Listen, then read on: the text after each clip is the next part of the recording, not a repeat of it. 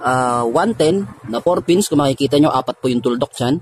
At saka sa Honda Wave i 125, no, Honda Wave i 125, no, na 4 pins din po. So sana mukhang CDI itong nagawa ko. At kung may mapapansin kayo rito, mayroon po tayo ditong pabonus na CDI na 5 pins Honda XRM, no, 110 to or Wave 100 na AC drive, no, or AC stator, no. So pasobra lang natin to, no, pa-bonus na tutorial. Ayan. Pero dito tayo magpo-focus sa dalawang ito, kung ano yung pagkakaiba ng dalawang CDI. Ayan. So tropa, sa katanungan mo, pwede ba isalpak yung CDI na ito, sasalpak ko sa wiring ng Lifan? Or pwede po ba yung Lifan isasalpak ko sa wiring ng CDI ng Wave i 125? Ayun.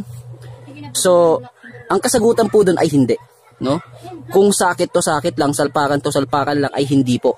Pero pag may babaguhin po tayo sa wire, ay pwede po natin gamitin yung CDI po ng Wave 125i, salpak natin dito, pwede po. Pero may babaguhin tayo sa wire. No, ano nga ba yung wire na yun, no? So umpisahan na natin dito sa Lifan, indicate natin yung mga wire at ang wiring function at yung pwestuhan ng mga tuldok na yan, kung saan yan, kung ano po yan. Ayan, sige. So umpisahan natin dito sa part na ito, no? So itong part na to, i-arrow ko lang papunta rito, no? Sana makita. Yan. So itong part na ito ng CDI mo ng Lifan ay yung ating tinatawag na ground. Pangit ang G ko. Ay, ground, no? Yan po yung negative. Yan po yung ground ng ating CDI, no? Then next natin, itong part na ito rito, ilalagay natin dito para magkasya. Sana nasusundan din, no? So ito naman po yung positive, no? Ito po yung positive, yung pinaka source, no? Yung ating accessories wire. Accessories, etc.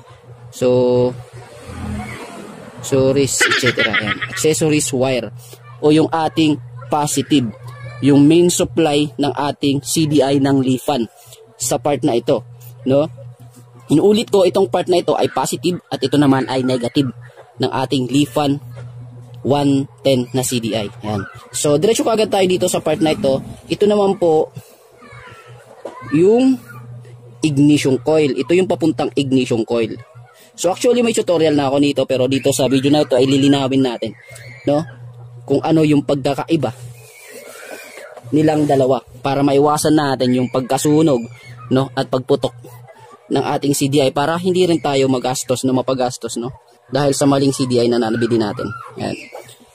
So itong nahuhuling part na ito po yung pulser, syempre, no, hindi under yan, walang pulser.